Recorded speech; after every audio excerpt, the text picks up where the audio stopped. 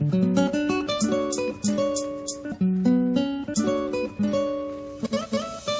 and today we will come back on the pilot watch introduced by Breguet during the last bar of the world, the Référence 3817. But we will go a bit further than this and also come back on the legitimate and lesser known link between Breguet and the world of aviation and pilot watches. We generally think of Breguet referring more to some kind of traditional watch design with their signature guilloché dials, for instance, but this sporty collection is also part of the brand's history since the 1950s. So in the pilot collection, all the watches are flyback chronographs, and Breguet proposes three variants: the Type 20, the original denomination of their watches, which comes in a smaller 39mm diameter case, the Type 21 in a 42mm case, and the Type 22, which houses high-frequency escapements beating at 10 Hz and come in a 44mm case. So let's go back to this reference 3817, as it's the first time Breguet introduced such a watch with a sapphire caseback. It comes in a steel case with a grey slate dial, and since you can see the movement, they placed a solid gold rotor to make it a bit chicer, and you can also see the silicon escapement, something the brand has been pushing a lot over the years throughout their collections.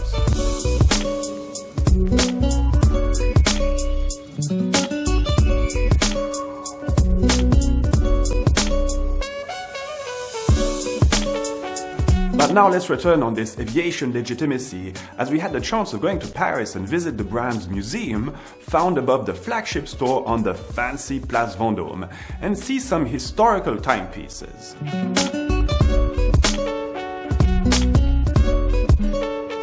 Breguet has been producing pilot watches since the 1950s, and they first did so for the French Naval Air Force.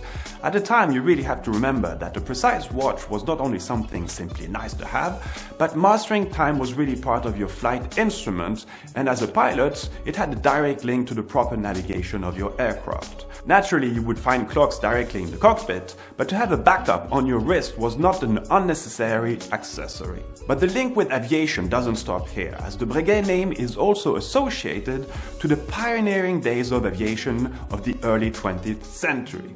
Louis Breguet represents the fifth generation of the Breguet family, which settled in France after that the illustrious Abraham-Louis Breguet moved from Neuchâtel in Switzerland to Paris during the latter part of the 18th century.